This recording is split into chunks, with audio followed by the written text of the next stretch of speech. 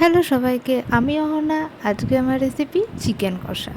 তো চিকেন কষা বানানোর জন্য প্রথমে চিকেনগুলোকে খুব ভালো করে ধুয়ে নিয়ে পরিমাণ মতো নুন, হলুদ, আদা, রসুন বাটা,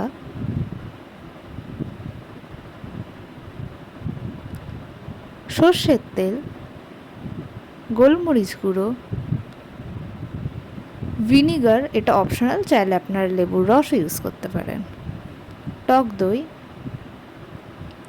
কাশ্মীরি লঙ্কার গুঁড়ো দিয়ে খুব ভালো করে মিশিয়ে আধ ঘন্টার জন্য এটা আমরা ম্যারিনেট হতে দেব।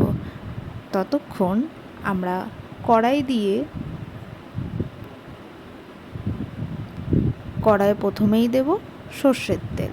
এখানে ফোড়ন হিসাবে আমরা ব্যবহার করছি তেজপাতা, জিরে, এলাচ, লবঙ্গ, লঙ্কা, দারচিনি। খুব ভালো করে এটা যখন স্মেল ছেড়ে দেবে তখন আমরা এখানে একটু চিনি দিয়ে দেব। চিনি আমরা ব্যবহার করছি রঙের জন্য।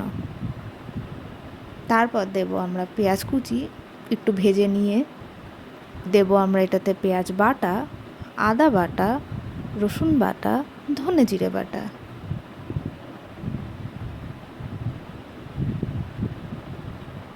আবার ভালো করে কষিয়ে দেবো একটু হলুদ, চিকেন কারি মশলা, লঙ্কার গুঁড়ো, গোলমরিচ গুঁড়ো, গরম মশলা,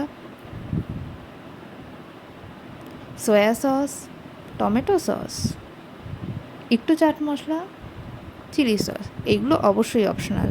ভালো করে কষিয়ে নিয়ে মাংসগুলোকে দিয়ে দেবো। আর হ্যাঁ, মাংস দেওয়ার সঙ্গে সঙ্গে একটু নাড়িয়ে দেবেন যাতে এটা ধরা না লেগে যায়। আর একদিকে আমরা চায়ের জল বসিয়ে দিয়েছি।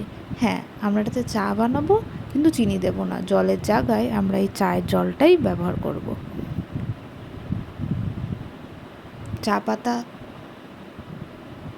একটু ঢেকে কষাবেন, তাহলে জলটাও তাড়াতাড়ি ছেড়ে দেবে আর মাংসটা সিদ্ধও খুব তাড়াতাড়ি হয়ে যাবে। এই যে দেখুন, আমার কষানোটা অনেকটাই হয়ে এসছে।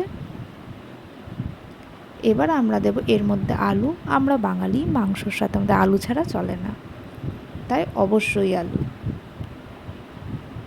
দিয়ে খুব ভালো করে মিশিয়ে আমরা ওই চায়ের জলটা এখানে দিয়ে দেব।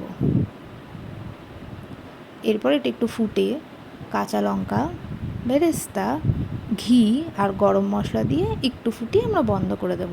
গরম গরম ভাতের সাথে পরিবেশন করুন চিকেন কষা। Thanks for watching, subscribe my channel.